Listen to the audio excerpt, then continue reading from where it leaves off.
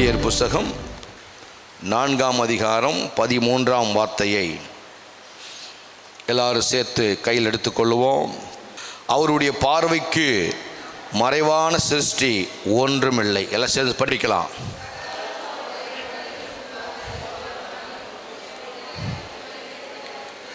அவருக்கே நாம் கணக்கு ஒப்புவிக்க வேண்டும். எல்லாம் சேர்ந்து சொல்லுங்க.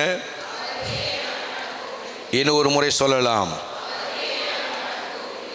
வருஷ கடைசியில் கர்த்தருக்கு கர்த்தர் செஞ்ச நன்மைகளுக்கும் கர்த்தரிடத்தில் பெற்றுக்கொண்டவைகளுக்கும் நன்றி சொல்ல கணக்கு ஒப்புவிக்க ஆண்டுதோறும் இந்த ஜெபத்தை ஏறெடுக்கிறோம். இந்த கணக்கு ஒப்புவித்தல் என்பது அரசாங்கத்தில் மட்டுமல்ல, சபைகளிலும் அது உண்டு, ஒவ்வொரு குடும்பத்துக்கும் உண்டு. கர்த்தர் இந்த உலகத்தை படைத்து இந்த வரியை போட்டிருக்கிறார். எல்லாம் அவருக்கு முன்பாக இருக்கிறது. அவருக்கே நாம் கணக்கு ஒப்புவிக்க வேண்டும். கர்த்தர் கொடுக்கிற எல்லாவற்றுக்கும் கணக்கு ஒப்புவிக்க வேண்டும் என்று பைபிள் சொல்லுகிறது. எல்லாம் சேர்ந்து படிங்க. அவருக்கே நாம் கணக்கு ஒப்புவிக்க வேண்டும். இதை நம்ம மறந்துடக்கூடாது. கணக்கு ஒப்புவிக்கிறவன் கையில் தான் கர்த்தர் மறுபடியும் என்ன செய்வார், வேலைகளை கொடுப்பார். இவங்ககிட்ட எம்மன் கொடுத்தாலும் திருப்பி ஒன்றுமே சொல்ல மாட்டான் அப்படின்னா சரி இருக்காது.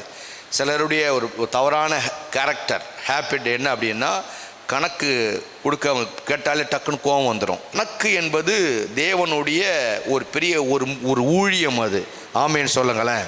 அப்போது திரும்பி எல்லாம் சேர்ந்து படிங்க. அவருடைய பார்வைக்கு மறைவான சிருஷ்டி, சேர்ந்து படிங்கன்னா கம்முன்னு நிற்கிறீங்க, சேர்ந்து படிங்க.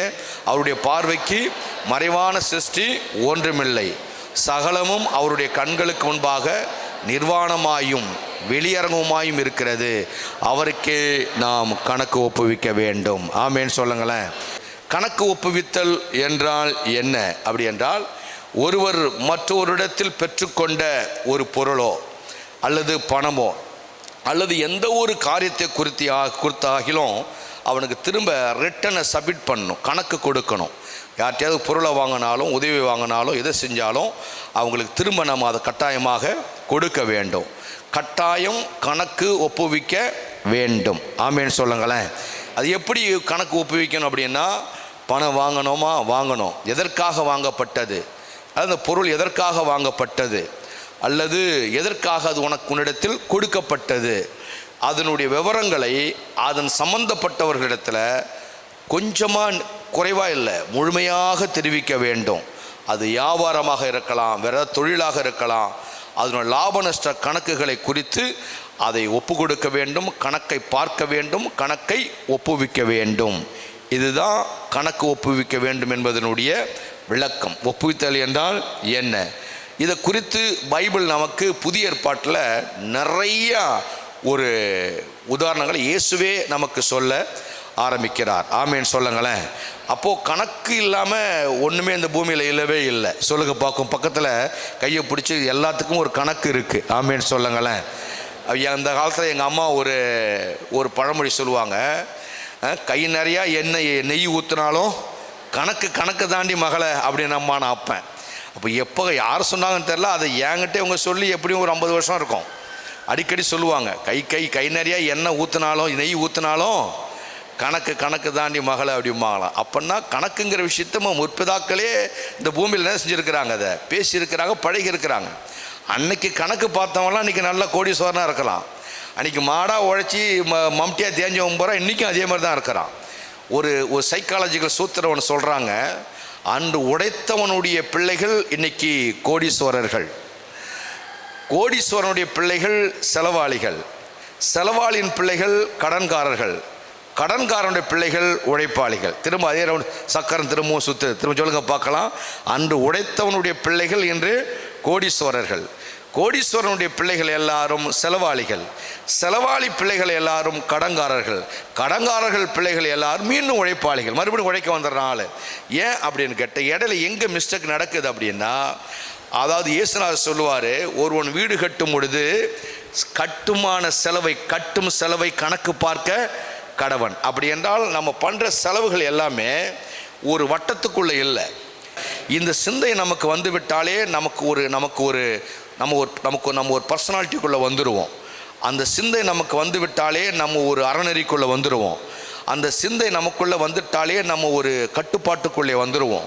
அந்த சிந்தை நமக்குள்ளே வந்துட்டாலே நம்ம ஒரு அறிவாளி தான், அறிவார்ந்தவன் தான், நம்ம நியாயமானவன் தான் என்கின்ற ஒரு குறைந்தபட்ச சிந்தை நமக்குள்ளே வந்துடும். இன்னொருத்தர் நமக்கு சொல்லணும் அவசியம் இல்லை. நமக்கே தெரியும் நான் போகிற ஷர்ட் சரியாக இருக்கான்னு எனக்கு தெரியும். அதே மாதிரி உங்கள் மைண்டில் நீங்கள் சரியாக அந்த கணக்கு பார்க்குற விஷயங்களை கரெக்ட் பண்ணுறது நல்லது. ஆண்டவர் சொல்கிறாரு கணக்கு ஒப்புவிக்க வேண்டும். ஆமேன்னு சொல்லுங்களேன். அப்போது ஜீசஸ் நிறைய உதாரணம் சொல்கிறாரு. ஒரு மனுஷன் கணக்கு ஒப்புவிக்கணும். அவன் ஏன் கணக்கு ஒப்புவிக்கணும் அப்படின்னா, எல்லாவற்றுக்கும் சொந்தக்காரன் நம்முடைய ஆண்டவர். ஆமேன்னு சொல்லுங்களேன். குடும்பத்தில் ஒரு 10 பேர் இருந்தால் அந்த தலைவன் அந்த 10 பேருக்கான கணக்கை கொடுக்கணும். ஒருத்தன் கையில் கத்தர் 1 லட்ச ரூபாயை கொடுத்துருந்தா அந்த கணக்கை சரியாக கொடுக்கணும். அப்போ தான் அடுத்த வாசலை கத்தர் அவனுக்காக திறப்பார். கணக்கு கேட்டாலே சில குடும்பங்களில் சண்டை வந்துடும், சில குடும்பங்களில் பிரச்சனை. கணக்கு லேசாக கேட்டு பாருங்கள், லைட்டாக உரசி பாருங்கள். சில குடும்பத்தில் என்ன பண்ணுன்னு கேட்டு பாருங்களேன், உடனே வாழ்நாள் பூரா திரும்ப வந்துட்ட கணக்கே கேட்காத அளவுக்கு ஒரு டாப்பிக்கை தூக்குவாங்க சில குடும்பத்தில். ஏன்னா அவங்களுக்கு அந்த சைக்காலஜிகள் தெரியும். என்கிட்ட இது எதுக்குன்னு கேட்டால் இது அழிம்புக்கான அறிகுறி. எவ்வளோ கொடுத்தனே எவ்வளோ போனேனே என்னன்னு ஒரு நாள் என்னைக்காச்சும் ஒரு நாள் பொம்பளை கட்டுருவாங்க, ஆம்பளை கட்டுருவாங்க. உடனே அங்கே சகட மோளம் அடிக்கும், சாவு மோளம் கடமடா கடமடா கடமடா கடமடான்னு. அப்போது ஞானிகள் அறிவார்ந்தவர்கள் எப்பா இந்த விஷயத்தை டச் பண்ணாலே வீட்டில் என்ன வருது பிரச்சனை வருதுன்னு டக்குன்னு அவங்க உஷாராகி அவங்க ஒரு கணக்கு போட ஆரம்பிச்சிடுவாங்க. அப்புறம் இதெல்லாம் குடும்பங்களில் நடக்கிற நிரந்தர விஷயங்கள். அப்படி இருக்கக்கூடாது. அப்போது எல்லாவற்றையும் நம்முடைய கையில் கடவுள் கொடுத்துருக்கிறார். எத்தனை பேர் ஆமான்னு சொல்கிறீங்க? கத்தர் கொடுத்ததுன்னு எத்தனை பேர் ஒத்துக்கிறீங்க? அப்போ கையை உயர்த்தி ஒரு அலையலியா சொல்லுங்கள் பார்க்கலாம். என் கையில் கொடுத்த புருஷனோ மனைவியோ பணமோ கட்டடமோ நிர்வாகமோ அதிகாரமோ எல்லாம் கத்தர் என்னுடைய கரத்திலே கொடுத்தது. ஆமேன்னு சொல்லுங்களேன். இப்போது கத்தர் கொடுத்ததை திரும்பி கத்தருக்கு கணக்கு கொடுக்கணுமா இல்லையா? கொடுக்கணும். அவர் கணக்கு கேட்பார் இல்லையா? கேட்கணும். பைபிளில் லூக்கா சுவிசேஷ புத்தகம் 16ஆம் அதிகாரத்தை கையில் எடுத்துக்கொண்டு நான் கடகடன்னு சொல்லிடுறேன். பைபிளை திருப்பலாட்னா நோட் பண்ணிக்கங்க. ப்ரொஜெக்டில் ஒரு வசனத்தை பாரு. உங்கள் கவனம் சிந்தை ரொம்ப முக்கியம். பின் அவர் தம்முடைய சீஷர்களை நோக்கி, ஐஸ்வர்யவனாகிய ஒரு மனுஷனுக்கு ஒரு உக்கிரானக்காரன் இருந்தான். அவன் தன் எஜமானுடைய ஆஸ்திகளை அழித்து போடுகிறதாக எஜமானுக்கு அறிவிக்கப்பட்டது. எஜமானுக்கு ஒரு மெசேஜ் போகுது. என்ன மெசேஜ்? ஐயா, இவனை நீங்கள் உக்கிரானக்காரன் வச்சுருக்கீங்க. உக்கிரானக்காரன்தான், உண்மை உள்ளவன் தான், உழைப்பாளி தான், கட்டுசிட்டான ஆள் தான். உக்கிரானக்காரன் என்பதுக்கு என்ன சரியான வார்த்தை என்ன? கட்டுசிட்டானவன், நீதியானவன், சரியாக கணக்கு பார்க்கக்கூடியவன், நல்ல மனுஷன்தான். ஆனாலும் ஒரு செய்தி எஜமான் காதுக்கு போகுது, அழித்து போடுகிறதாக எஜமானுக்கு அறிவிக்கப்படுகிறது. ஆமேன்னு சொல்லுங்களேன். அப்போ அவன் கையில் ஒப்படைச்சோம், இந்த டிபார்ட்மெண்ட் ஒப்படைச்சோம். ஆனால் அவன் என்ன செய்கிறான்? அதை பெருக்கலை அழித்து போடுறான்னு செய்தி போகுது. உடனே அடுத்த ரெண்டாம் அப்பொழுது எஜமான் அவனை அழைத்து, உன்னை குறித்து நான் இப்படி கேள்விப்படுகிறது என்ன? ஆமேன்னு சொல்லுங்களேன். எஜமான் கேட்குறான். நல்ல எஜமான் எடுத்த உடனே டிஸ்மிஸ் பண்ண மாட்டான், விசாரிப்பான். இப்படி கேள்விப்படுகிறது என்ன? உன் உக்கிரான கணக்கை ஒப்புவி, இனி நீ உக்கிரானக்காரனாக இருக்கக்கூடாது என்றான். உடனே அந்த இடத்துல டீப் ப்ரமோஷன் அவனுக்கு வருது. நீ உன்னை குறித்து நான் இப்படி கேள்விப்படுகிறேன், ஏன் இப்படி நீ செஞ்ச அப்படி என்று சொல்லி அங்கே எஜமான் கேள்வி கேட்கிறார், கொடுத்தவர் கேள்வி கேட்கிறார். கர்த்தர் எல்லாவற்றையும் நம்முடைய கரத்தில் கொடுத்த நோக்கம் என்ன அப்படி என்றால், சொத்துக்களை, எஜமான் கொடுத்த சொத்துக்களை பராமரிக்கவும் மேற்பார்வை செய்யவும். அதுக்காக தான் கர்த்தர் நம்ம வைத்திருக்கிறத தவிர எதையும் அழித்து போட கர்த்தர் நம்முடைய கரத்தில் கொடுக்கவில்லை. ஆமேன்னு சொல்லுங்களேன். உள்ளபடியாகவே உண்மையாக அதே அதிகாரத்தை படித்து பார்த்தா உண்மையுள்ள மனுஷன் பரிபூர்ண ஆசீர்வாதத்தை பெறுவான்னு அங்கேயே அந்த கீழே பைபிளில் போட்டிருக்கிறார். உண்மையாக இருந்தவனுக்கு நல்ல பலனும் உண்டு, உதவியும் உண்டு, ப்ரமோஷனையும் கத்தர் கொடுப்பார். அடுத்தடுத்த லெவலில் அவனை கத்தர் உயர்த்திக்கிட்டே இருப்பார். அவன் லெவல் குறையாது ஒரு நாளும். உண்மையாக இருக்கிற மனுஷனுடைய லெவல் ஒரு நாளும் குறையாது. நம்ம பணம் வேணும், மகிழ்ச்சி வேணும், பதவி வேணும்னு ஆசைப்படுறோம்ல, இதுக்கெல்லாம் பேசிக்கே கணக்கு ஒப்புவிக்கிறது தான். இது ஒரு சின்ன குடும்பமாக இருக்கலாம், உங்கள் வீட்டில் 4 பேர் 3 பேர் இருக்கலாம். அதில் கூட சின்ன சின்ன கணக்குகளை நீங்கள் கரெக்ட் பண்ணியிருந்தீங்க அப்படின்னா கத்தர் அங்கேருந்து உங்களை ப்ரொமோட் பண்ண ஆரம்பிப்பார். இது கத்தருக்கு ரொம்ப பிரியமான ஒரு விஷயம். ஆனால் கத்தர் நம்ம கையில் கொடுத்துருக்க எல்லாவற்றையும் நாம் பராமரிக்கலாம், மேற்பார்வை பண்ணலாம். ஆனால் எதையும் நாம் அழித்து போடக்கூடாது. ஆமேன்னு சொல்லுங்களேன்.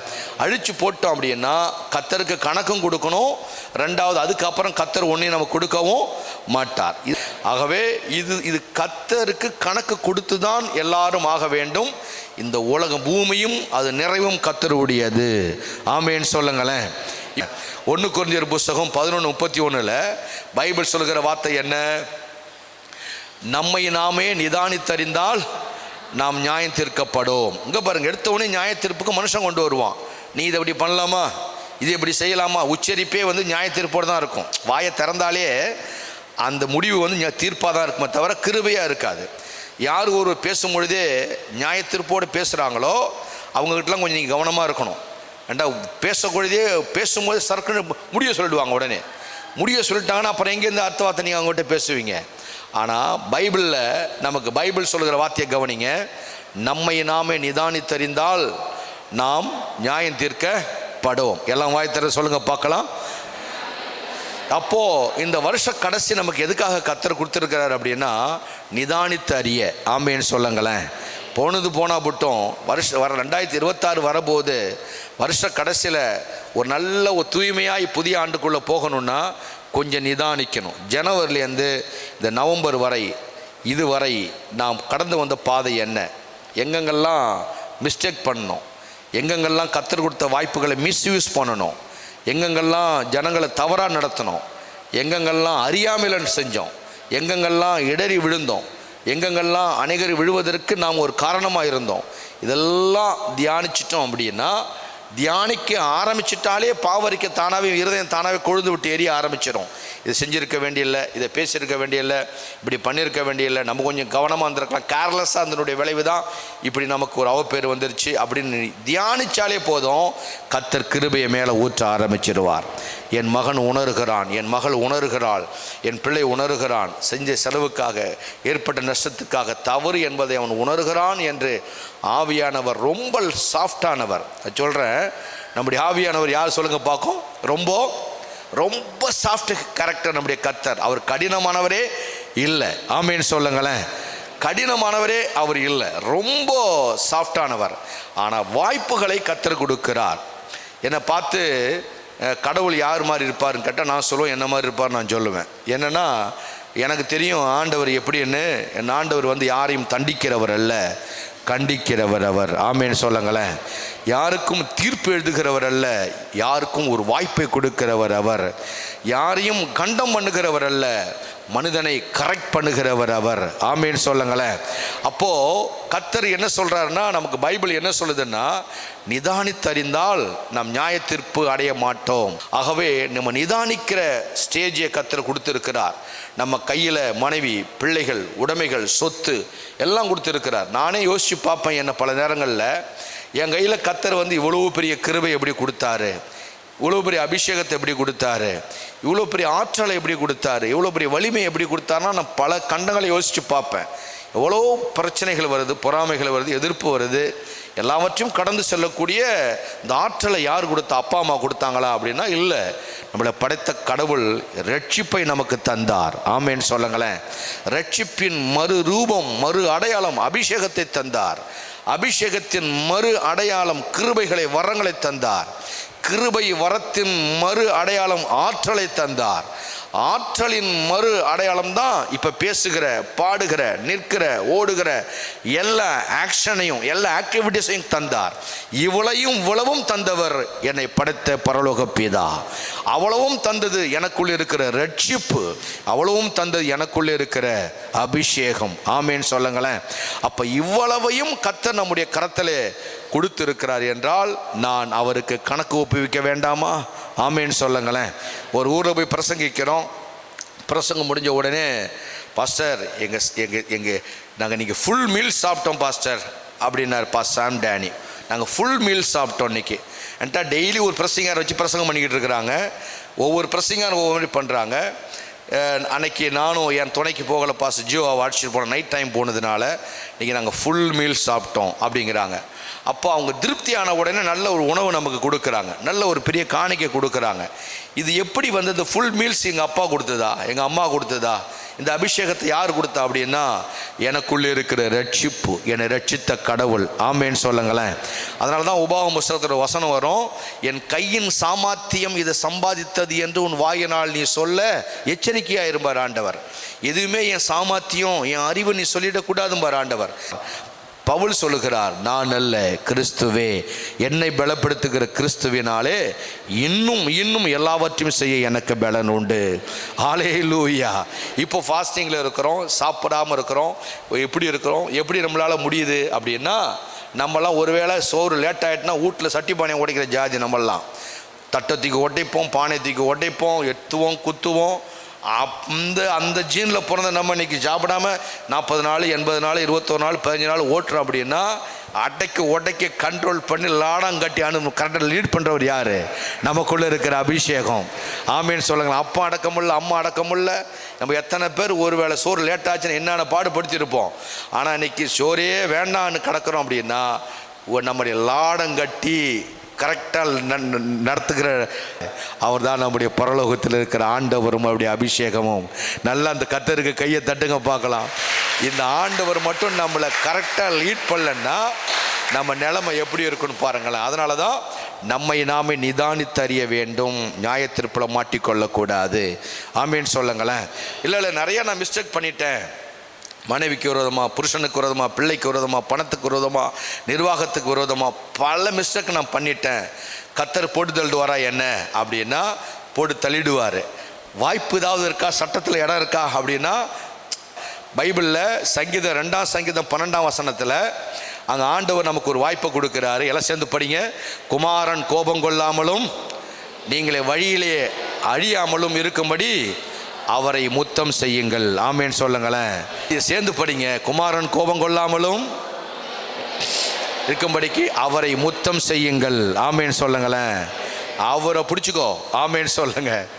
நீங்கள் பழைய ஏற்பாட்டில் ஆகாய் புஸ்தகத்தெல்லாம் படித்து பார்த்தீங்கன்னா அப்படி தான், வாங்க கத்தரிட்டு போவோம், அவருடைய கரத்தில் விழுவோம் அப்படிம்பாங்க. ஏன்னா எல்லாத்துக்கும் தீர்வு மனுஷன் அல்ல, கர்த்தர் தான். ஆமேன்னு சொல்லுங்களேன். கர்த்தர் தான் மன்னிப்பார், கர்த்தர் தான் மறப்பார், கர்த்தர் தான் மறுபடியும் ஒரு பழைய வண்டியை பெயிண்ட் அடித்து ஓட்டினா புதுசாக தெரியும். அந்த மாதிரி நம்மளை மறுபடியும் ரீஃப்ரெஷ் பண்ணி 26 பல பல பல பலன்னு கர்த்தர் ஓட பண்ணுவார். நல்லா தான் கை உயர்த்தி ஆமேன்னு சொல்லுங்களேன். அந்த மாதிரி பண்ணக்கூடிய ஆற்றல் நம் கர்த்தர்ட்ட இருக்கிறத உங்கள் ஊழியக்காரன் நான் உங்களுக்கு வருஷ கடைசியில் சொல்கிறேன். சேர்ந்து படிங்க. குமாரன் கோபம் கொள்ளாமலும் நீங்கள் வழியிலே அழியாமலும் இருக்கும்படி அவரை முத்தம் செய்யுங்கள். ஜெபம் பண்ணுங்கள், ஜெபம் பண்ணுங்க, அதான் முத்தம் செய்யுங்கள். ஆமேன்னு சொல்லுங்களேன். அவர் பாதத்தை பிடிச்சிருங்க. அப்பா கிருபை வேணும், கிருபை வேணும். எங்கள் பாஸ்டர் மூலமாக நல்ல வார்த்தைகளை பேசுனீங்க. எவ்வளவோ நான் மிஸ் பண்ணிட்டேன், எனர்ஜியை மிஸ் பண்ணிட்டேன், அறிவை மிஸ் பண்ணிட்டேன், நேரத்தை மிஸ் பண்ணிட்டேன், எனக்கு கொடுத்த வாய்ப்புகளை மிஸ் பண்ணிட்டேன், எனக்கு கொடுத்த பணத்தை மிஸ் பண்ணிட்டேன், குடும்பத்தை மிஸ் பண்ணிட்டேன், பெரியவங்களை மிஸ் பண்ணிட்டேன். என்ன நீங்கள் மிஸ் பண்ணாதீங்கப்பா அப்படின்னு அவருடைய பாதத்தை பிடிச்சி முத்தம் செய்யுங்கள். அவருடைய செய்யுங்கள். கொஞ்ச காலத்திலேயே அவருடைய கோபம் பற்றி எரியும். அவரை அண்டிக் கொள்ளுகிற யாவரும் பாக்கியவான்கள். ஒரு நல்ல கையை தட்டினா தானே நல்ல வசனம் வரும்பொழுது. அவரை அண்டிக் கொள்ளுகிறவர்கள் பாக்கியவான்கள்.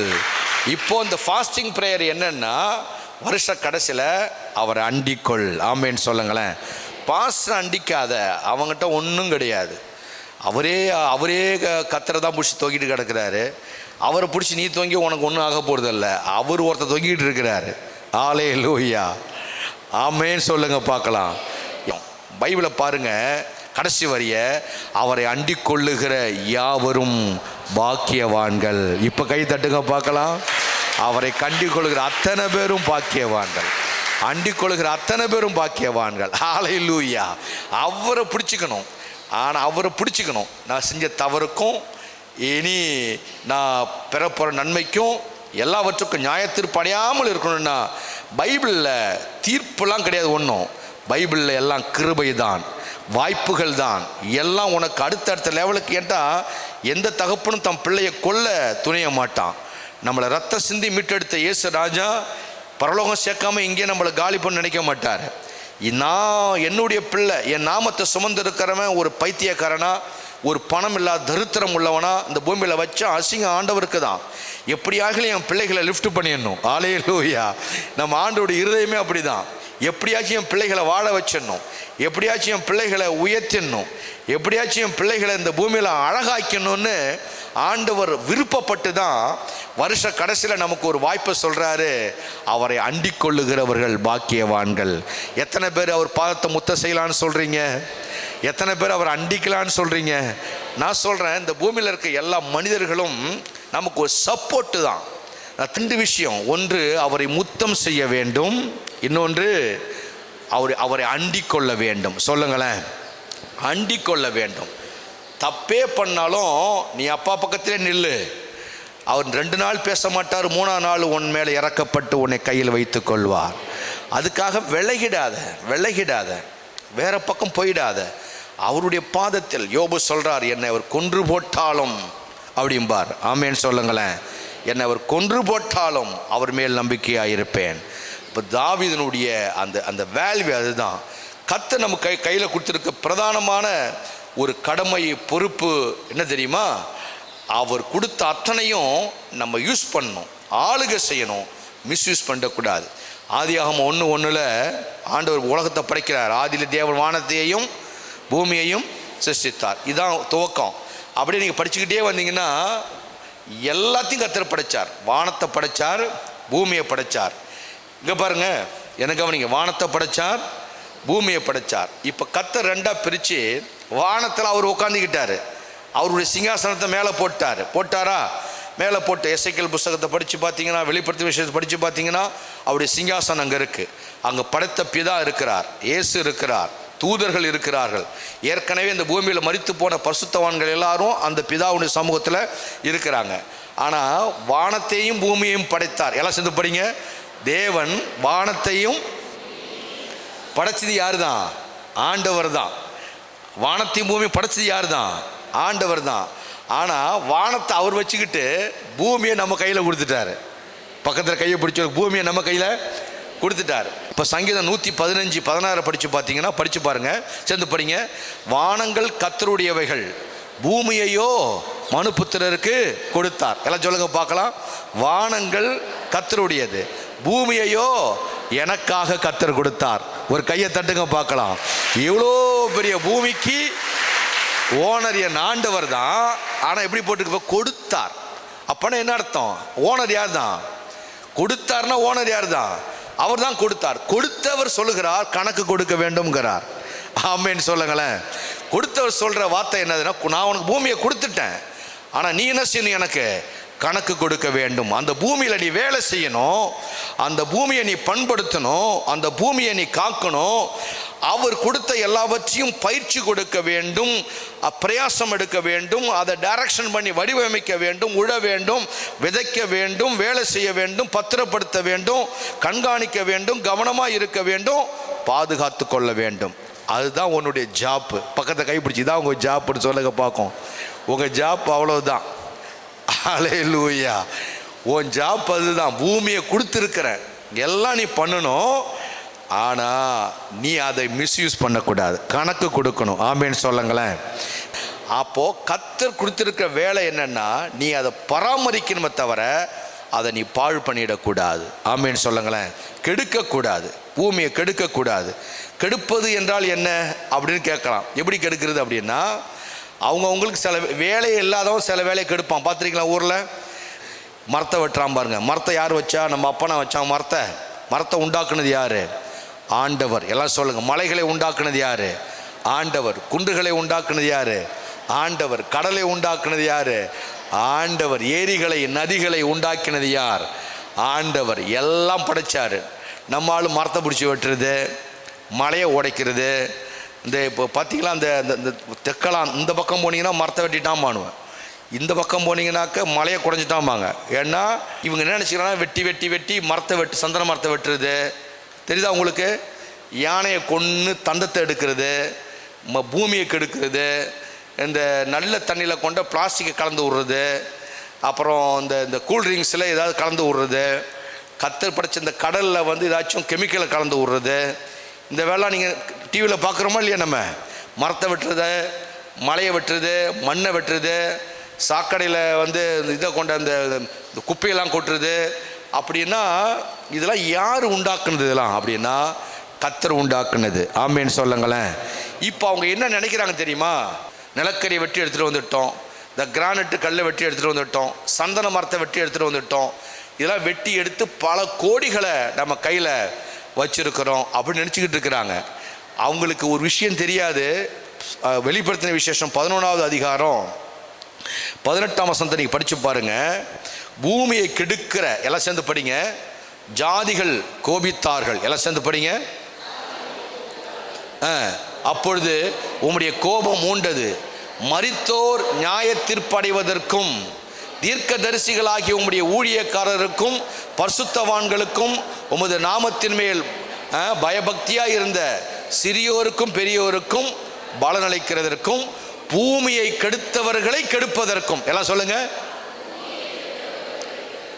100 டைம் சொல்லுங்க, கெடுப்பதற்கும் காலம் வந்தது என்று சொல்லி. இது பரலோகத்தில் நடக்கிற விஷயம். பூமியை கெடுத்தவனை கெடுக்கக்கூடிய காலம் வந்தது. எல்லாம் திரும்ப சொல்லுங்க. பாதி பேர் சொல்ல மாட்டாங்க. நம்மனா சந்தனம் வெட்டுறோம், நம்மனா மலையை வெட்டுறோம். பூமியை கெடுக்கிறவனை கெடுப்பதற்கு காலம் வந்தது. தெரியுதா பைபிளில் ஆண்டவர் சொல்றது? இப்போ பூமியை கெடுத்தவனுக்கெல்லாம் நல்லா இருக்கான்னு நினச்சிக்காதீங்க. திரும்ப கர்த்தர் அவன் கணக்கு கொடுக்கணும். அதுக்கெல்லாம் நியாய தீர்ப்பில் அவன் திருப்பி அதுக்கு பதில் அளிக்கணும். விஷயம் புரியுதா? நம்ம தப்பிச்சிடணும்னு நினச்சிங்க. நம்ம பூமியை கெடுக்கிறான்னு பாருங்க, போயிட்டு மலையை உடைக்கிறான் பாருங்க, மரத்தை எடுக்கிறான் பாருங்க, என்னென்ன அநியாயம் பூமியில் நடக்கு. சாக்கடையை கொட்டுறான் பாருங்க, பிளாஸ்டிக் பொருளை கொண்ட கழுவி கொட்டுறான் பாருங்க, ஜனங்கள்லாம் ஸ்ட்ரைக் பண்ணுறாங்க பாருங்க, ஏழை பாடைங்களாம் பண்ணுறா பாருங்க, கடலில் கொண்ட இதை வைரஸை விட்றான் பாருங்க. இதெல்லாம் எப்படி அப்படின்னா இதெல்லாம் பூமியை கெடுக்கிறவர்களை கெடுப்பதற்கு காலம் வந்தது. அப்போ பக்கத்தில் கை பிடிச்சி சொல்லுங்க, பூமியை கெடுக்கக்கூடாது. அப்போ சின்ன வயசுலேயே நமக்கு நல்ல காரியத்தை சொல்லி கொடுத்துருக்காங்க பள்ளிக்கூடத்தில். எத்தனை பேருக்கு ஞாபகம் இருக்குன்னு தெரியல, 1வது பாடத்தில் ஒரு பையன் வாழைப்பழத்தை தின்னுட்டு ரோட்டில் தோலை போட்டுருவான். யாருக்காவது ஞாபகம் இருக்கா? இப்போது அவன் யார் தோலை போனால் அவங்க அப்பாவே நடந்து போவார், வழிகிட்டு ஊந்துற மாதிரி ஒரு படத்தை போட்டிருப்பாங்க. அதில் இப்போ என்ன சொல்லி கொடுத்துருப்பாங்கன்னா, பூமியை கெடுக்காத, இது அந்நியனுக்கு தானே தீங்குன்னு வாழைப்பழத்தோலை போட்டுட்டுனா உங்கள் அப்பாவே அதில் மாட்டிக்குவாருன்னு சின்ன வயசுலேயே 1வதுலேயே அந்த வித்தை மைண்டில் வச்சுருப்பாங்க. நம்ம வீட்டில் எப்படி நமக்கு போட்டாங்க அப்படின்னா, வேறு ஒரு பையனை டெய்லி உங்கள் அப்பா ஸ்கூலுக்கு சைக்கிள் அழைச்சிட்டு போகிறாரு, விடுறாரு, வராரு, டெய்லி சைக்கிளில் ஸ்கூலுக்கு அழைச்சி விடுறாரு, வராரு. அப்போ அந்த ஸ்கூல் டயத்துக்கு எல்லா வீட்டு பிள்ளைங்க வருவாங்க. சில பிள்ளைங்க ஆட்டோவில் வருவாங்க, சில பிள்ளைங்க பைக்கில் வருவாங்க, சில பிள்ளைங்க காரில் வருவாங்க. ஆமாம் தானே? நான்லாம் எங்கள் பாலியன் பருவனை வந்து முதல்ல சைக்கிளில் கொண்டு போனோம். முதல்ல நாங்கள் சைக்கிளில் தான் கொண்டு போனோம். அப்போ அந்த பையன் கேட்டு வளர்ந்து வரான், கேட்குறான்ப்பா, எல்லா வீட்டு பசங்களும் காரில் வரானோப்பா, நீங்கள் டெய்லி சைக்கிளே விட்றீங்கப்பா, எனக்கு கொஞ்சம் கஷ்டமாக இருக்குப்பான்ட்டான். 1வதுல அவனுக்கு விவரம் புரியல. 4வது 5வது வந்தோடனே கேட்குறான், லே அவங்க அப்பெல்லாம் சாராயம் வைக்கிறான். அவர் எரிச்சலில் சொல்கிறாரு, அந்த விஷயம் மைண்டில் உட்காந்துருச்சு. அவன் அப்பா வந்து ஆத்து மண் அள்ளி திருடுறான், அவன் அப்பா வந்து கஞ்சா விற்கிறான், அவன் அப்பா வந்து அவன் சாராயம் விற்கிறான்டா, அதனால தான் அவனுக்கு பணம் என்ன உடனே டக்குன்னு மைண்டெலாம் வச்சு தெரியுமா? இப்போ சாராயம் விற்றா என்ன வந்துடும்? பணம் வந்துடும். தெரியாமல் பேசின வார்த்தை மைண்டில் உட்காந்துருச்சு. அது அவன் படித்து டெவலப் ஆன உடனே நான் எப்படியோ சாராய ஃபேக்ட்ரி வச்சிடணும்னு முடிவு பண்ணிட்டான். ஏன்டா அவங்க அப்பா போதிச்சுதுன்னா அவர் வேணுமனே போதிக்கலை, அவர் எரிச்சலில் சொன்ன விஷயம் மைண்டில் லாட்டாக உக்காந்துரும். அப்போ சின்ன வயசுலேயே நம்ம என்னத்தை நமக்கு போதிச்சாங்கன்னா, ஸ்கூலில் வாழைப்பழத்தை தின்னுட்டு தூக்கி ரோட்டில் போடாத தோலை வழுக்கிக்கிட்டு விழுந்துடும், பூமியை கெடுக்காத, மனுஷ சமுதாயத்தை கெடுத்துடாதனான்னு ஆரம்பத்திலே அந்த எத்திக்ஸை சொல்லி நம்மளை வளர்க்குறாங்க. அழகான வளர்ப்பு நமக்கு. அந்த கோபத்தில், டென்ஷனில், கடுப்பில் எதையாச்சும் அள்ளி தூக்கி போடுறோம் பாருங்க, அப்படி போடுறதுனால தான் அது அப்படியே பிள்ளைங்க மைண்டில் நச்சுன்னு உட்காந்துடுது. ஆனால் இன்னைக்கு கர்த்தர் கையில் பைபிளை கொடுத்து, நீ அவனை காப்பி அடிக்காத, இப்போ சேர்ந்து படிக்க, பூமியை கெடுத்தவர்களை கெடுக்கிறதற்கும் காலம் வந்தது என்று சொல்லி தேவனை தொழுது கொண்டார்கள். கையை உயர்த்தி ஒரு அல்லேலூயா. அப்போ பூமியை கெடுத்தவனை கர்த்தர் கெடுப்பார். ஆமென். அப்போ பூமியை கர்த்தர் நம்முடைய கையில் கொடுத்துருக்கிறாரு. பூமியை கெடுக்கிற வேலை நமக்கு அல்ல, மரங்களை வெட்டுவது நம்முடைய வேலை அல்ல. நம்ம தாறுமாறான வேலை செய்யக்கூடாது. தயவுசெய்து பூமி யாரும் கெடுக்கக்கூடாது. அதற்கும் நாம் கணக்கு ஒப்புவிக்க வேண்டும். அப்போது பரலோகம் போய் தானே கணக்கு ஒப்புவிக்கணும். பரலோகம் முதல்ல நம்ம போவோமாங்கிறது அடுத்த கேள்வி. பரலோகம் போவோமான்னு எத்தனை பேர் பரலோகம் போவோம்னு நம்புறீங்க நீங்கள்? அப்படின்னா பரலோகம் போவோம். பரலோகம் போகணும்னா முதல்ல நம்முடைய பெயர் எங்கே எழுதப்பட்டிருக்கணும்? ஜீவ புஸ்தகத்தில் எழுதப்பட்டிருக்கணும். வெளிப்படுத்துகிற விசேஷத்தில் 20வது அதிகாரம் 12ஆம் வசனத்தை படித்து பாருங்கள். எல்லாம் சேர்ந்து நான் படிக்கிறேன், கவனிங்க. மரித்தோராகிய சிறியோரையும் பெரியோரையும் தேவனுக்கு முன்பாக நிற்க கண்டேன். என்ன பாருங்க, பைபிளை பிரட்டாங்க தயவு செய்து, டைம் முடிஞ்சு, செய்தியை முடிக்க போகிறேன், கவனிங்க. மரித்தோராகிய சிறியோரையும் பெரியோரையும் தேவனுக்கு முன்பாக. இப்போ இறந்து போன குழந்தைகளும் பெரியவர்களும் எல்லாரும் இங்கே தான் நிற்கணும். குழந்தை தாங்கிறதுலாம் கர்த்தர் விட மாட்டார். குழந்தைகளுக்கெல்லாம் பரலோகம் உண்டு. ஏன்னா அது எந்த பாவமும் பார்த்தது இல்லை. நமக்கு தான் நியாய தீர்ப்பு. அப்போது கர்த்தருக்கு முன்னாடி சிறியோர்களும் நிற்கணும், பெரியவர்களும் நிற்கணும். நிற்க கண்டேன். அப்பொழுது புஸ்தகங்கள் திறக்கப்பட்டன. ஜீவ புஸ்தகம் என்னும் வேறு ஒரு புஸ்தகமும் திறக்கப்பட்டது. அப்பொழுது அந்த புஸ்தகங்களில் எழுதப்பட்டவைகளின்படியே, புஸ்தகங்களில் எழுதப்பட்டவைகளின்படியே, திரும்ப சொல்லுங்க, 2 புஸ்தகம் இருக்கு பரலோகத்தில். ஒன்று ஜீவ புஸ்தகம், அதில் மனம் திரும்பினவர்களுக்கான பெயர் இருக்கும். இன்னும் ஒன்று ஞாபக புஸ்தகம், அதில் தான் இந்த இப்போ பூமியை கெடுத்தான் பாருங்க, எல்லாம் எழுதியிருக்கும். தூதம் எழுதி வச்சுக்கிட்டே இருப்பான் எல்லாத்தையும். இவன் இத்தனை சந்திர மரம் வெட்டினா, இவ்வளோ லஞ்சம் வாங்கினா, இவங்களை சாராயம் வைத்தான், இவன் இதில் கலப்படம் கலந்தான், இதில் அது பண்ணான், ஜனங்களை என்னென்ன பண்ணான், எங்கெங்கே திருடுனா போனால் எல்லாம் அதில் கரெக்டாக எழுதியிருக்கும். ஒரு புஸ்தகத்தில் எழுதியிருக்கும். புஸ்தகம் திறக்க. அப்பொழுது அந்த புஸ்தகங்களில் எழுதப்பட்டவைகளின்படியே, எல்லாம் சொல்லுங்க. அப்போ பரலோகத்தில் புஸ்தகம் இருக்கா? பரலோகத்தில் புஸ்தகம் எழுதுறாங்களா? எத்தனை பேர் ஆமான்னு சொல்கிறீங்க? அப்போ கணக்கு கொடுக்கணுமா இல்லையா?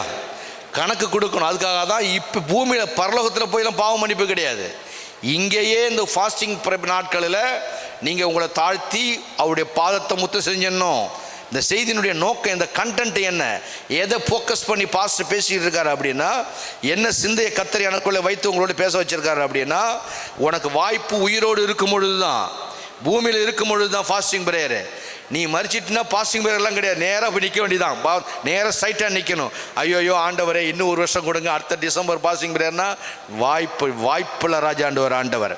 இந்த நாட்களிலேயே சில பேருக்கு ஓடுறதும் ஒடியாடுறதும் உட்காரதும் வாய் புளிச்சு தான் மாங்காய் புளிச்சு தான் பேசுறதும் ஓடிக்கிட்டு இருக்கிறோம்.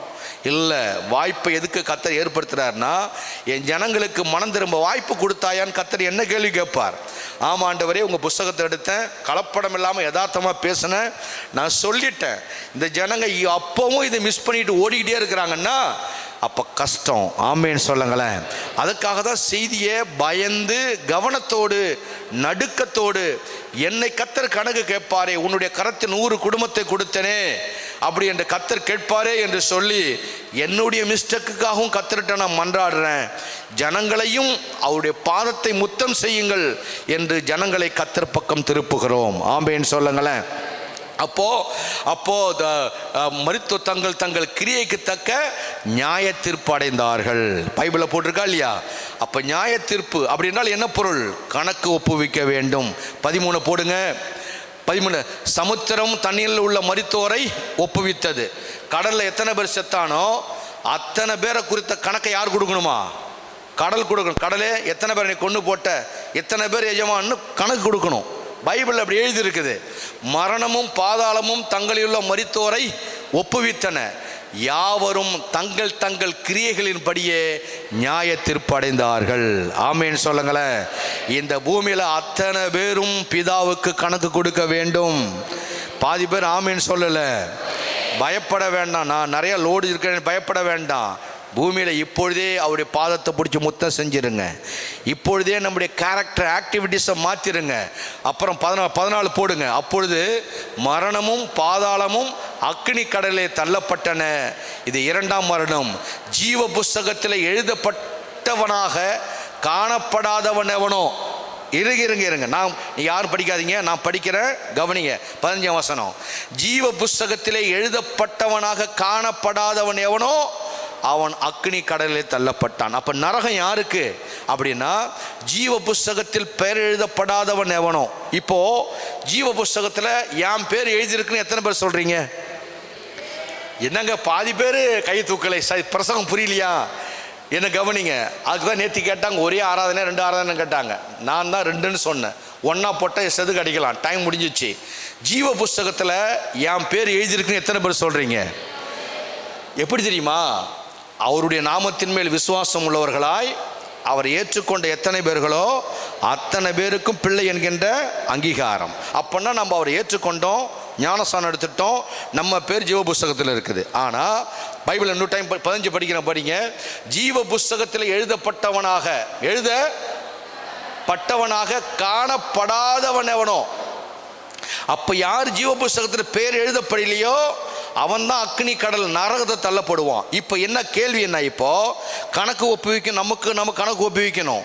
நம்ம புருஷன் ரட்சிக்கப்பட்டிருக்கிறாரா? நம்மளை பெத்த அம்மா அப்பா ரட்சிக்கப்பட்டிருக்காங்களா? ரட்சிக்கப்படல. இப்போ அவங்களுக்கு யார் கணக்கு கொடுக்கணும் தெரியுமா? முந்தி ரட்சிக்கப்பட்ட நாம தான் கணக்கு கொடுக்கணும். உங்களுக்கு புரியுதா புரியலையா?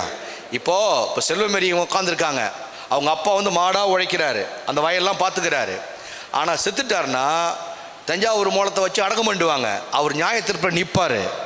அவருக்கு பரலோகம் இல்லை. ஆனால் செல்வமேரியை கத்தரை பிடிச்சிருவார். ஒரு உதாரணத்துக்கு சொல்கிறேன்.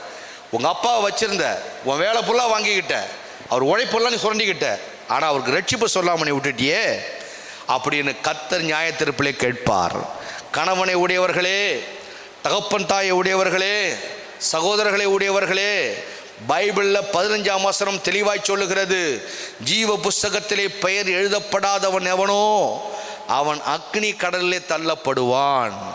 அப்ப தள்ளப்படுவான் என்றால் நம்ம தான் அதுக்கு யாரு பொறுப்பு அப்படின்னா, நான் போறப்பெல்லாம் சொல்லுவேன், யாரை பார்த்தாலும் சொல்லுவேன், பரலோகத்தில் பெயர் எழுதப்பட வேண்டும், நரகம் போய்விடக்கூடாது. நரகம் போகாமல் யார் இடத்துக்கு போனாலும் ஹெல்ப் பண்ணுவேன், 1000 கொடுப்பேன், 100 கொடுப்பேன், வெறும் வசந்த சொல்லுவேன், வியாதிப்பட்டவனுக்கு ஒரு பழத்தை வாங்கி கொடுப்போம், பிரெட்டை வாங்கி கொடுப்போம், சொல்லிட்டு பரலோகம் போகணும்னு சொல்லிட்டு தான் வருவேன். இல்லை சொல்லன்னா நான் கணக்கு கொடுக்கணுமே. ஊழியக்காரனே, உனக்கு உணவை கொடுத்தேன், உடையை கொடுத்தேன், வீட்டை கொடுத்தேன், எல்லாமே கொடுத்தேன், உனக்கு என்னடா குறை வச்சேன்? என் ஜனங்கள் தப்பி பிழைத்து பரலோகம் வருவதற்கு ஏன் அவர்களுக்கு சொல்லவில்லை என்ற கேள்வியை கத்தர் கேட்டால் நானே குற்றவாளியாய் தலை குனிந்து நிற்பேன். இன்னைக்கு ஃபாஸ்டிங் பிரேயரில் நம்ம முத்தம் செஞ்சிடும், நம்ம பாவத்துக்கு மட்டும் இல்லை, நம்ம தகப்பனுக்கு உத்தரவாதி நான் தான். ஆமேன்னு சொல்லுங்களேன். அதாவது உலக பிரகாரமான குடும்பத்தில் குடும்ப தலைவர் தான் பெரிய ஆள், அவர் தான் தலைவர். ஆனால் ஆவிக்குரிய குடும்பத்தில் யார் முந்தி ரட்சிக்கப்பட்டீங்களோ நீங்கள் தான் தலைவர். எத்தனை பேர் கையை உயர்த்தி ஆமேன்னு சொல்கிறீங்க? நீங்கள் தான் தலைவர். இப்போ நீங்கள் என்ன செய்யணும் அப்படின்னா, உன் வீட்டாரை எப்படி ஆகிலும் கத்தர் பக்கம் நடத்தி விட வேண்டும். அவர்கள் இந்த சபைக்கு வர வேண்டும் என்பது முதல் கட்டம். வராவிட்டாலும் பரவாயில்லை, அவர்கள் இயேசுவை அறிந்திருக்க வேண்டும், ரட்சிப்பு அவர்களுக்கு இருக்க வேண்டும். கையை உயர்த்துங்க பார்க்கலாம். அப்போ ஊழியம் செய்யுங்கன்னா எதுக்கு ஊழியம்? ஏன் பரலோகம் அவங்க தப்பணும். கத்தர் கேள்வி கேட்பார், நியாயத்தீர்ப்பிலே கேள்வி கேட்பார். எங்கள் வீட்டில் எங்கள் குடும்பத்தில் மேக்சிமம் மக்கள் எல்லாரும் ரட்சிக்கப்பட்டிருக்கிறாங்க. கேள்வி கேட்பார். பிள்ளையை விட்டுறக்கூடாது, புருஷனை விட்டுறக்கூடாது.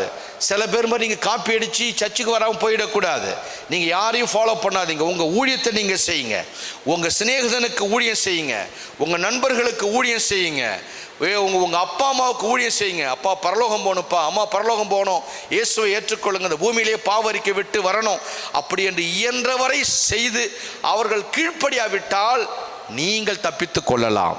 ஏன்னா தீர்க்கதரிசிக்கு கர்த்தர் ஒரு வார்த்தை சொன்னார், இந்த ஜனங்களை வணங்கா கழுத்து உள்ள ஜனங்கள் என்று எனக்கு தெரியும், நீ சொன்னால் அவர்கள் கேட்க மாட்டார்கள் என்றும் எனக்கு தெரியும். ஆண்டவர் சொல்றாரு, அவர்கள் கேட்டாலும் கேட்காவிட்டாலும் நீ அவர்களுக்கு சொல்லிவிடு. எத்தனை பேர் ஆமான்னு சொல்றீங்க? அப்படி பரலோகத்தில் நிற்ப, அப்படி போய் நீ பரலோகம் போயிடுவீங்க. உங்க அப்பா நியாயத்தில் நிற்பாரு. அப்பா கேட்பார், உன் பேர் இந்த புஸ்தகத்தில் இல்லையே அப்படிங்கும் பொழுது, எனக்கு தெரியாது ஆண்டவரே, எனக்கு தெரியாது தூதர்கள்ட்ட சொன்னா கிடையாது. என் மகள், என் மகன், என் ஊழியக்காரன், என் பிள்ளை இத்தனாம் தேதி இந்த இடத்துல இத்தனை ஆண்டு காலம் உனக்காக பரலோகத்தை பற்றி சொல்லி கொண்டிருந்தான். நீதான் கேட்கவில்லை என்று தண்டனை அவர்கள் மேல் வரும். ஆனால் சொல்லாவிட்டால் குற்றம் நம் மீது சுமரும்.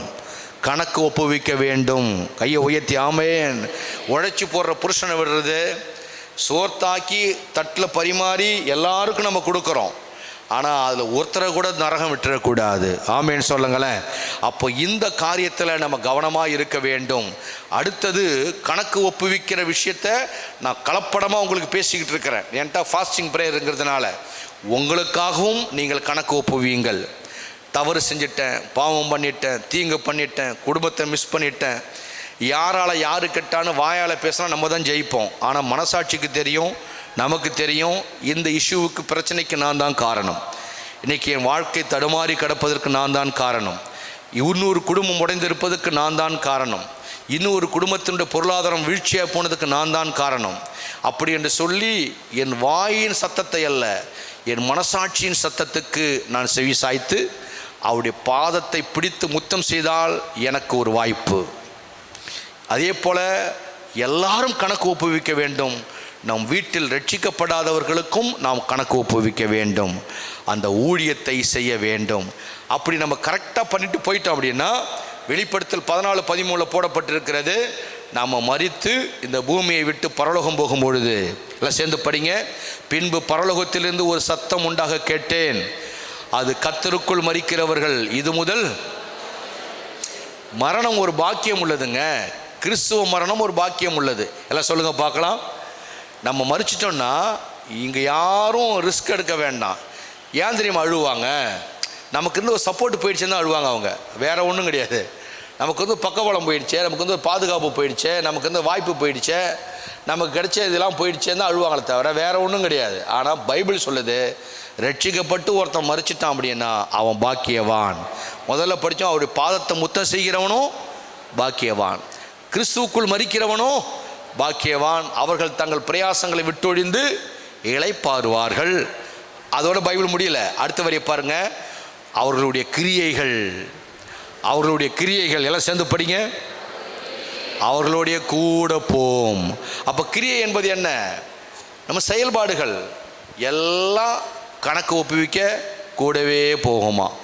அப்போ எல்லாத்துக்கும் கணக்கு கொடுக்கணும். பக்கத்தை கைப்பிடிச்சவங்க எல்லாத்துக்கும் கணக்கு கொடுக்கணும். கிரியைகள் கூட போகும். கிரியைகளுக்கு 2 பிளெஸிங் இருக்குது. ஒன்று, இந்த பூமியில் நிறைய நன்மைகளை செய்து ஊழியத்தை செய்து, எதுக்கு நிறைய பேர் ஊழியத்துக்கு ஊழியாராங்க, ஊழியம் செய்கிறாங்க, ஜெபம் பண்ண ஊழியாராங்கன்னா இதெல்லாம் பரலோக கணக்கில் இருக்கும். வெள்ளிக்கிழமை ஜெபத்துக்கு எத்தனை பேர் ஊழியாராங்க, சனிக்கிழமை மாலை ஜெபத்து பிள்ளைகள்லாம் ஜெபிக்கிறாங்க, இது எல்லாம் பரலோக கணக்கில் இருக்கிறது. 2, பரலோகம் போகும்பொழுது இந்த பலன் கூட வரும். இன்னொரு பலனை தெரியுமா? நம்ம சந்ததிக்கு அந்த பலன் தங்கும். அது பைபிளில் படிக்கிறோம் நிறையா. எலியா காலத்தில் ஒரு தீர்க்கதரிசி மரிச்சிட்டாரு. எலிசா காலத்தில் அதுக்கான பலனை எலிசா மூலமாக அந்த மனைவிக்கும் 2 ஆண் பிள்ளைகளுக்கும் எலிசா ஊழியக்காரர் மூலமாக அந்த பலனை கர்த்தர் திரும்ப கொடுத்தார். ஒரு சந்ததி அவரை சேவிக்கும். தலைமுறையாக அது தேவனுடைய சந்ததி. ஒன்று புரிந்து கொள்ளுங்க, வருஷ கடைசியில் கர்த்தர் சபையை பரிசுத்தப்படுத்துகிறார். ஒரே ஒரு காரியம்தான், என்ன தெரியுமா? கர்த்தருக்கு கணக்கு ஒப்புவிக்க வேண்டும். ஆமேன்னு சொல்லுங்களேன். ஏன்னா ஆனால் இந்த பூமியில் எதுக்கு இந்த செய்தியை கர்த்தர் கொடுக்குறார் அப்படின்னா, மறுபடியும் நமக்கு ஒரு வாய்ப்பை கர்த்தர் கொடுக்குறார். அவர் பாதத்தை பிடிப்போம், நம்ம ஃப்ரெஷ் ஆகிடுவோம், நம்ம கிடைச்ச வாய்ப்புகளில் ஊழியங்களை செய்வோம், ஜெபிப்போம். இவ்வளோ ஜெபம் எதுக்கு போடுறாங்க? மூளைக்கு தேசத்துக்கான ஜெபம், யார் அடித்தாங்களோ போட சொல்லி, விக்கிரகத்துக்கான ஜெபம். கர்த்தர் கேட்பார், நான் உனக்கு ஜெப ஆவியை கொடுத்தனே, இவ்வளோ பெரிய இடத்த கொடுத்தனே, நான் மறுபடியும் உங்களுக்கு ஞாபகப்படுத்துகிறேன், புதிய ஆண்டில் நல்ல காரியங்களை செய்யுங்க. கர்த்தர் எல்லாத்தையும் நமக்கு தான் கொடுத்துருக்க. பூமி யார் கையில் தான் இருக்குது? சொல்லுங்கள். வானம் அவர்கிட்ட இருக்குது, பூமி யார் கையில் இருக்கு? சொல்லுங்கள். என் கையில் பூமியே இருக்குது. பூமியும் அதனுடைய நிறைவும் கர்த்தருடையது. என் கையில் கர்த்தர் கொடுத்து ஆண்டு கொள்ளுங்கள் என்று சொன்னார். அழகான மனைவி, அழகான புருஷன், அழகான பிள்ளைங்க, கை நிறைய பணம், நல்ல உழைக்கிற ஞானம், அறிவு, ஆற்றல், நகை, உத்தியோகம் எல்லாம் கர்த்தர் கொடுத்துருக்கிறாரு. நான் அனுபவித்து கொள்ள வேண்டும். ஆனால் கொடுத்தவருக்கு கணக்கும் கொடுக்க வேண்டும். எல்லாம் ஏஞ்சி நிற்கலாமா? வருஷ கடைசியில் ஃபாஸ்டிங் ப்ரேயருக்கு உங்களை ரெடி பண்ணுறேன், தயார் பண்ணுறேன். ஆவியானவருடைய வார்த்தைகளை நீங்கள் கேட்டு இருக்கிறீர்கள். நீங்கள் அப்படியே நீங்கள் நிற்கிற இடத்துல அப்படியே கர்த்தருடைய சமூகத்தில் நில்லுங்க. கணக்கு கொடுக்க வேண்டும். எவ்வளவு உழைப்பு, எவ்வளவு பணத்தை உங்ககிட்ட கர்த்தர் கொடுத்தேன்னு கேட்பார். கர்த்தர் கேட்பார். ஊழியம் செய்யணும், நீங்கள் தசமபாகங்களை கொடுக்கணும், நீங்கள் பொருத்தனைகளை செய்யணும், நீங்கள் இரவு ஜெபத்தில் கண்விழிச்சு ஜெபிக்கணும், நீங்கள் ஜீவக்கூடு நடத்தணும். ஏன்னா கர்த்தர் கணக்கு கேட்பார். அப்படியே கண்களை மூடி கையை ஏந்தி, பாவியான என்னையும் உங்க பிள்ளையாய் மாற்றினீ, பாவியான என்னையும் உங்க பிள்ளையாய் மாற்றினீ, நீ நல்லவர் சர்வ வல்லவர், உமை போல் வேறு தெய்வம் இல்லை, நீ நல்லவர் சர்வ வல்லவர், உமை போல் வேறு தெய்வம் இல்லை. அன்பு திருச்சபையே, உங்கள் தகப்பனாகிய நான், உங்கள் போதகராகிய நான், நீங்கள் கொடுக்கிற உணவில் சாப்பிட்டு உயிரை வளர்க்கிற நான், நீங்கள் கொடுக்கிற காணிக்கையில் வாழ்கிற நான், நீங்கள் கொடுக்கிற ஆடைகளை உடுத்திருக்கிற நான், உங்க வீட்டில் ஒருவனை போல ஊழியம் செய்கிற நான் சொல்லுகிறேன். கர்த்தருக்கு நாம் கணக்கு கொடுக்க வேண்டும். கர்த்தருக்கு நாம் கணக்கு கொடுக்க வேண்டும். ஆனால் ஒரு வாய்ப்பை கர்த்தர் கொடுக்கிறார். நாம் அவருடைய கோபத்துக்கு ஆளாகாதபடி, அவருடைய கோபம் பற்றி எரிகிற நாட்கள் வரப்போகிறது. அதற்கு முன்பதாகவே அவருடைய பாதத்தை பிடித்து முத்தம் செய்து அவரோடு இணைந்து விடலாமே. இந்த பிரேயரில் அவரோடு இணைஞ்சிடலாம். யார் மனசையோ வேதனைப்படுத்திட்டோம் ஆண்டவரேன்னு சொல்லி ஜாயின் பண்ணிட்டீங்கன்னா பாருங்க, புதிய ஆண்டுல வாசல் திறக்கும். புதிய ஆண்டுல வாசல் திறக்கும்.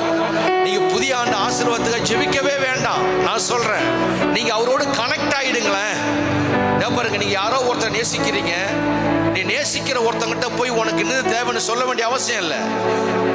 உன்னை நேசிப்பது உண்மை என்றால் உனக்கு இன்னது தேவை என்று அவர்களுக்கு தெரியும்.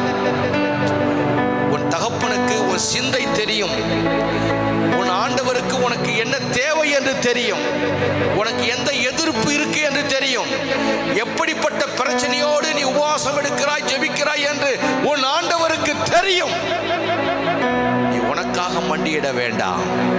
அவருடைய பாதத்தை முத்தம் செய்து உன் உள்ளத்துக்குள்ளே வருகிற எல்லா எண்ணங்களையும் அவருடைய பாதத்தில் கொட்டி தீர்த்து விடு. அவரோடு கனெக்ட் ஆகிவிடு. கணக்கு கொடுக்க வேண்டும். பூமியை கெடுக்கிறார்கள், கவலைப்படாதீங்க. பூமியை கெடுக்கிறவனை கர்த்தர் கெடுக்கிற நாட்கள் வந்தது. அராஜகம் பண்ணுகிறவர்கள்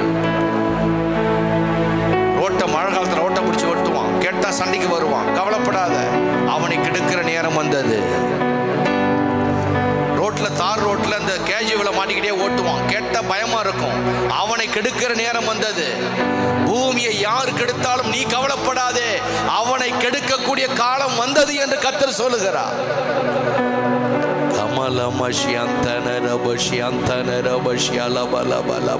அவருடைய பாதத்தை முத்தம் செய்யலாமா? அவர் ரெண்டு கையும் ஏந்தி அப்பான்னு சொல்லுங்க.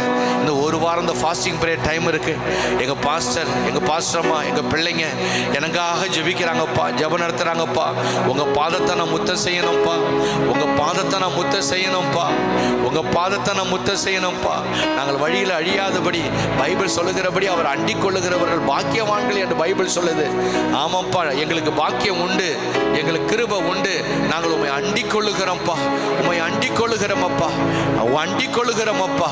ஓ, நம்மை நாம நிதானித்து அறிய வேண்டும் என்று நீ சொன்னீங்களே, நாங்கள் அறிந்து கொள்ளுகிறோம் ஐயா. அப்படி நம்மை நாமே நிதானித்து அறிந்தால் நியாயம் தீர்க்கப்படும் என்று சொன்னீங்களே. ஆமாப்பா, நியாய தீர்ப்புக்கு முன்னாடி நாங்கள் எங்களை மாற்றிக்கொள்ளுகிறோம் அப்பா, எங்களை மாற்றிக்கொள்ளுகிறோம் அப்பா. நீங்க எங்க கையில கொடுத்த நேரத்துக்கு கணக்கு கொடுக்கணும், பணத்துக்கு கணக்கு கொடுக்கணும். நீங்க இந்த வருஷம் பூரா சரியா தசமபாகம் கொடுக்காம இருந்தீங்கன்னா அதுக்கெல்லாம் கர்த்தர் கணக்கு கேட்பார். உங்க தசம பாகங்களை சரியாய் கொடுக்க நீங்க பிளான் பண்ணுங்க. உங்கள் வய நிலத்தை விளைகிற விளைச்சலை நீங்க சரியா கொடுக்கறது இல்லையா, பாஸ்டர் ஒண்ணு கண்டுக்க மாட்டாரு. ஆனா கர்த்தருக்கு கணக்கு கொடுக்கணும். 10ல் 1 பங்கு கொடுப்பதில்லை, ஏதோ ஒரு தோராயமாக கொடுக்கிறோம். அப்படி இருக்க கூடாது. கர்த்தருக்கு நம்முடைய உழைப்பு, நம்முடைய நேரம், நம்ம கணவன், நம்ம பிள்ளைகள், நம்முடைய அப்பா அம்மா, பணம், உத்தியோகம், அபிஷேகம், ஆற்றல், வரம், கிருபை, எல்லாவற்ற பலன், அழகு, எல்லாவற்றுக்கும் நாம் கணக்கு கொடுக்க வேண்டும்.